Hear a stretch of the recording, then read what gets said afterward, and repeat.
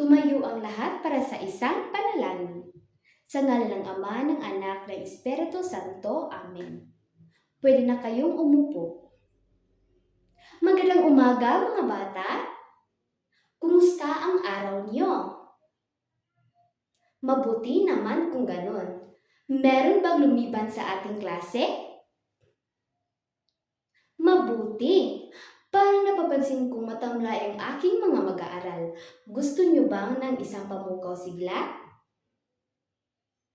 Pamilyar ba kayo sa kantang Ako mali pa yun, ikaw mali pa yun? Pamilyar ba kayo sa kantang ito? Kayo ay inaanyayahan kong tumayo at lumahok sa ating pamukaw sigla. Umpisahan na natin. Ako mali pa yun, ikaw mali pa yun, kitang tanan mali pa yun. Ako mali pa yun, ikaw mali pa yun, kitang tanan mali pa yun. Sayaw, sayaw, jutay, kamuti kaway-kaway, hawak kikiay-kiay, tuyo kamay. Sayaw, sayaw, jutay, kamuti kaway-kaway, hawak kikiay-kiay, tuyo kamay. Magaling, pwede na kayong umupo. Bago natin umpisahan ang ating talakayan, ay ibibigay ko muna ang aking patakaran sa ating klase. Unang patakaran ay kung nagsisimula ng ating klase ay huwag kayong mag-ingay. Pangalawa, kung gusto niyong sumagot ay itaas ninyo ang kanang kamay. Pangatlo, kung magkaroon tayo ng isang aktibidad ay gusto kong kayong lahat ay lalahok. Nagkaintindihan ba tayo mga bata? Magaling! Ngayon, sino ang nakaalala sa inyo kung ano ang tinalakay natin noong nakaraang araw? Oh, Joseph! Okay, Joseph, ano ang tinalakay natin kahapon? Tama, ang tinalakay natin kahapon ay tungkol sa mga iba't ibang elemento ng tula. Ngayon, meron ba kayong ideya kung ano ang tatalakayin natin ngayong araw? Wala, at dahil dyan, magkaroon tayo ng isang aktibidad. At sa aktibidad na ito ay pinamagatang 4 pics, 1 word. At dito ay meron akong ipapakitang 4 na set na mga larawan. At sa isang set ay meron itong 4 na larawan. At sa 4 na larawan ay inyong huhulaan kung ano ang salitang nag-uugnay sa kanilang 4. Naintindihan ba mga bata? Okay, simulan na natin ang ating aktibidad. Narito ang unang set. Ano ang isang salitang nag-uugnay sa 4 na larawan? Okay, Shanti.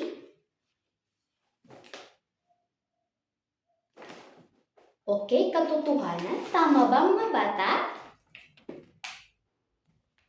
Okay, tama. Dahil sa unang larawan ay makikita natin ang mapa ng Pilipinas. Pangalawa ay makikita natin ang isang lumang dyaryo. Pangatlo ay isang science textbook. At pang-apat ay isang kalabaw. Kaya naman ay tama ang sagot ni Shanti na ito ay isang katotohanan. Pangalawang larawan. Pangalawang set. Okay, Joy, ano ang inyong sagot? Tama ba ang sagot ni Joy, mga bata, na ito ay hindi katotohanan? Tama, dahil sa unang larawan ay makikita natin ang isang sirena. At sa pangalawang larawan ay makikita natin ang isang engkanto. At sa pangatlo ay isang lugar na puno ng mahika. At sa pang-apat ay isang dragon. Tama, Joy.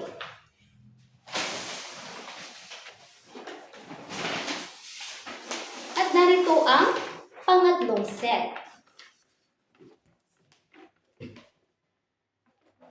Sino ang makapagbibigay sa kanyang ideya? Okay, Lloyd. Ano ang iyong sagot? Okay, katotohanan ba? Tama ba, mga bata?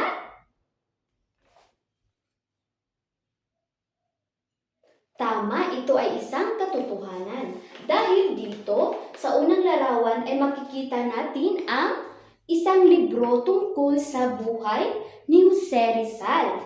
Pangalawa ay isang doktor na nag-check sa kanyang isang pasyente. Pangtatlo ay isang siyentista. Pang-apat ay isang aklat rin tungkol sa historia. Ito ay isang katotohanan. At pang-apat ni Seth. Okay, Miley, ano ang iyong sagot?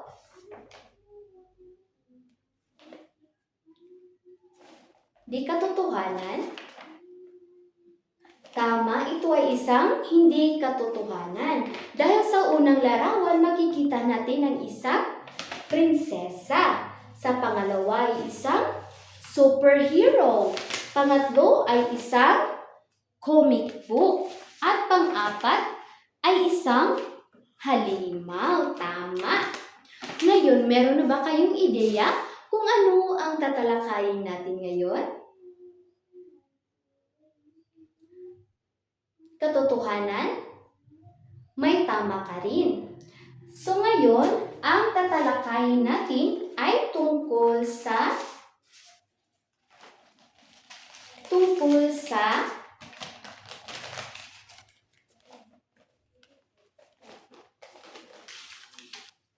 fiction at di-fiction.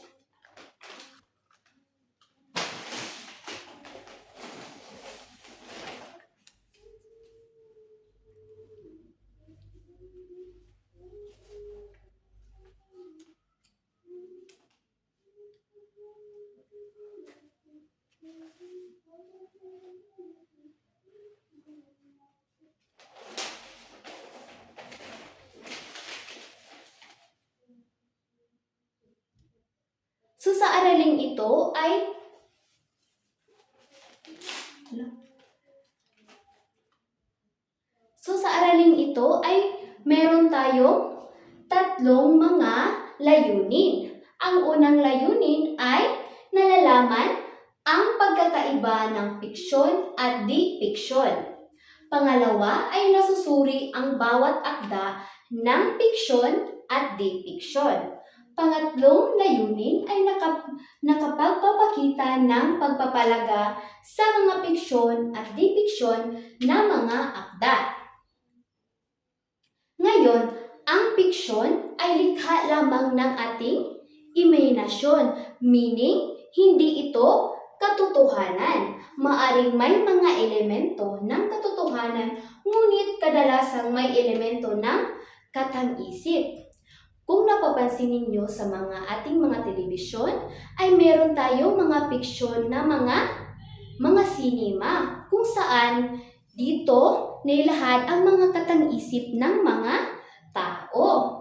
Halimbawa nito ay kwento, nobela, tula, maikling kwento, alamat, at pabula.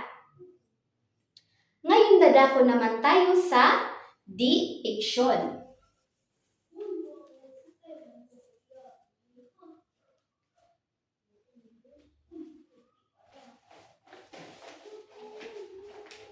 Ngayon, ang di-fiksyon ay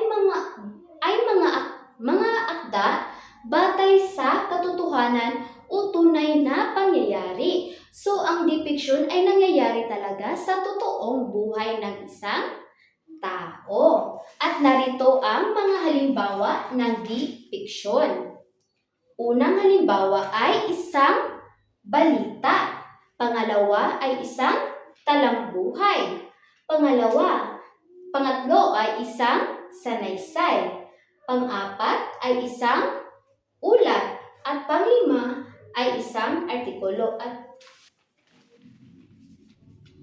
ngayon, maliwanag ba ang kahulugan ng fiksyon at di-fiksyon, mga bata?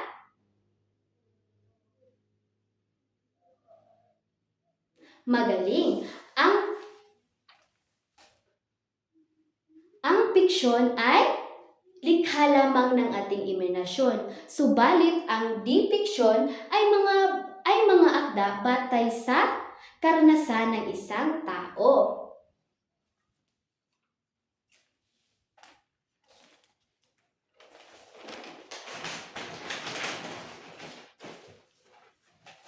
Ngayon, bilang isang paglalahad, ano ang tinalakay natin kanina?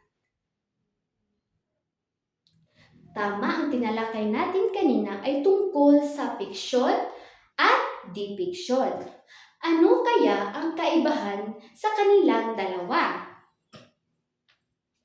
Okay, Mark, anong kaibahan sa dalawa?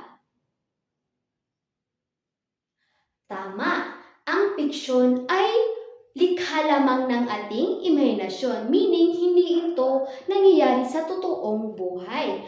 At ang di-fiksyon ay mga akda batay sa karanasan ng bawat tao. Magaling, mga bata. At dahil dyan, dadako tayo sa ating pangalawang aktibidad. So sa pangalawang aktibidad ay meron akong ibibigay na mga salita. At kung sa tingin ninyo ang salitang aking babanggitin ay nababatay sa fiksyon, ay kayo ay tumalon pa kanan. Kung sa tingin ninyo ang aking ibibigay na salita ay isang di-fiksyon, kayo naman ay tatalon pa kaliwa. Naintindihan ba, mga bata? Magaling! Umpisahan na natin ang ating aktibidad. Unang salita, anekdota.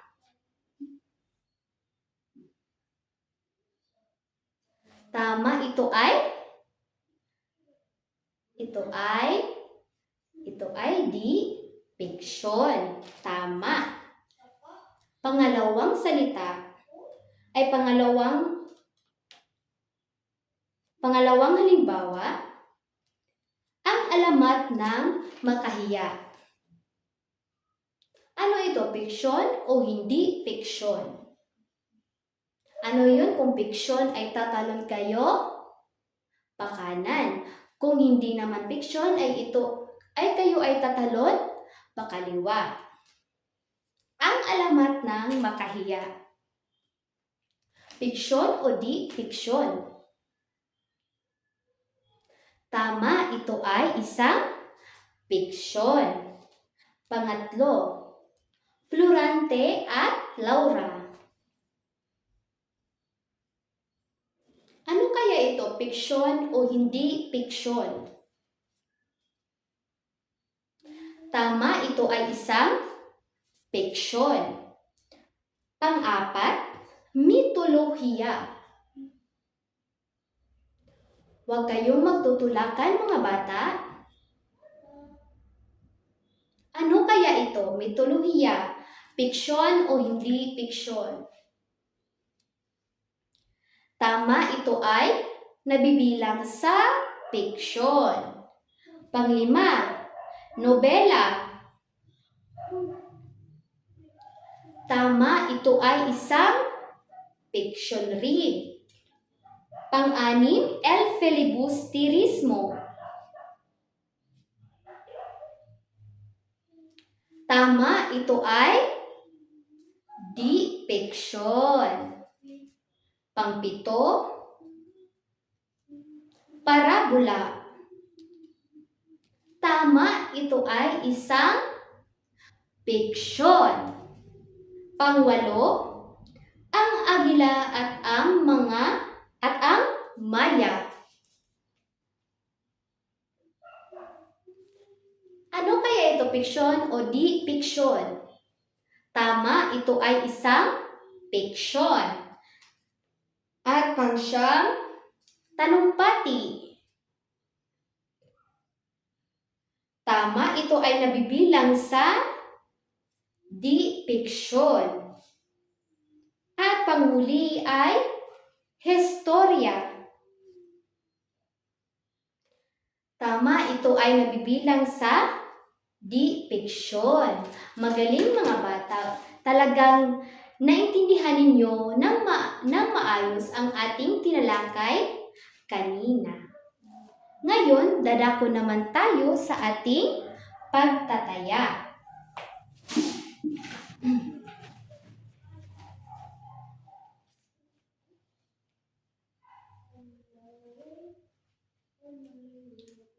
Sa ating pagtataya, bilang isang mag-aaral, sa ating pagtataya pala ay meron kayong sasagutan na isang katanungan.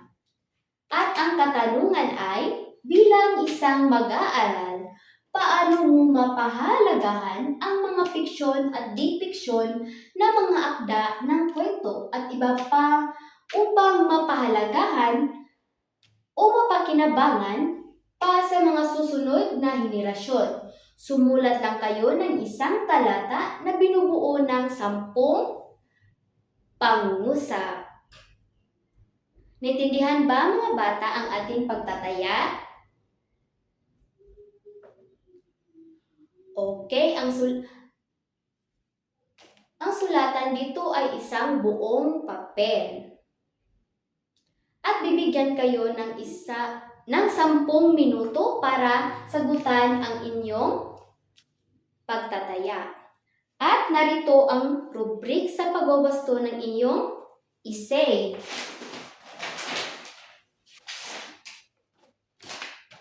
Narito ang rubrik sa pagsusuri sa inyong sanaysay.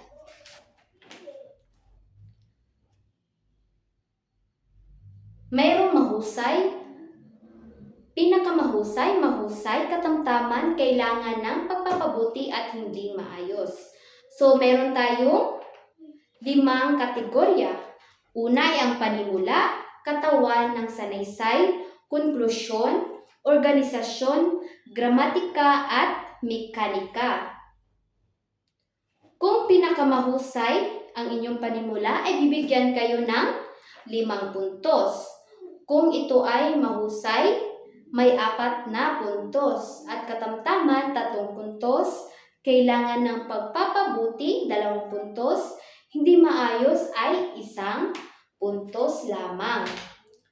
So, meron akong mga kopya dito at ibibigay ko na lang sa inyo isa-isa. Maliwanag ba mga bata? Meron bang mga katanungan sa ating pagtataya? Okay, simula na ninyo ang inyong pagtataya at bibigyan ko kayo ng 10 minuto.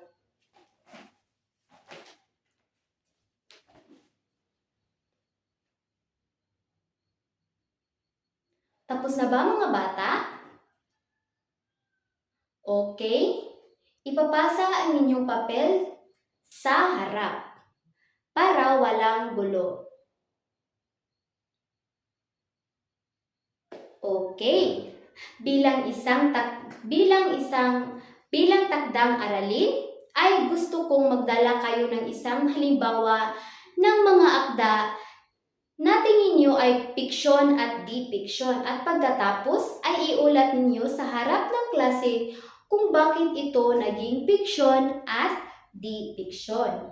Maliwanag ba ang inyong takdang aralin mga bata?